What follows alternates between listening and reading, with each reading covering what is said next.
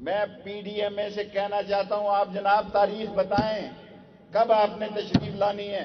اسی طرح آئیں جس طرح الیکشن کمیشن میں آئے ہیں. آپ کا استقبال کریں گے. آپ کے رستے میں کوئی رکاوٹ نہیں کھڑی کی جائے گی, کوئی رکاوٹ نہیں کھڑی. لیکن بندے اپنے لے کے آئیں, بندے عمران خان نے نہیں دینے. آپ بندے اپنے لائیں, بے شک جہاں سے مرضی لائیں, بندے اپنے لے کے آئیں اور قانون کے دائرے میں آئیں, آئین کے دائرے میں آئیں. جو آپ کا حق ہے.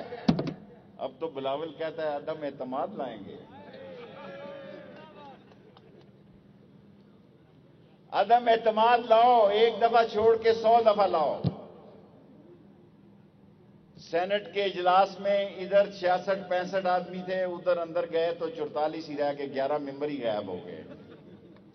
11 ممبروں کو نظر لگ گئی. صدر کے الیکشن میں کیا ہوا؟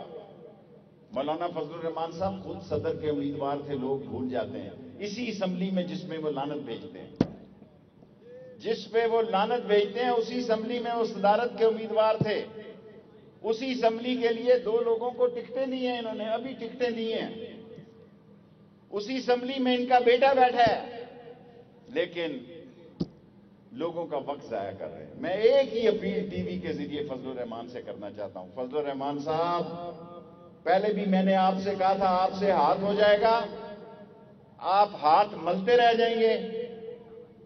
آج میں پھر اظہر ستی کے جلسے میں اعلان کرتا ہوں کہ آپ سے ہاتھ ہو جائے گا اور آپ ہاتھ ملتے رہ جائیں گے.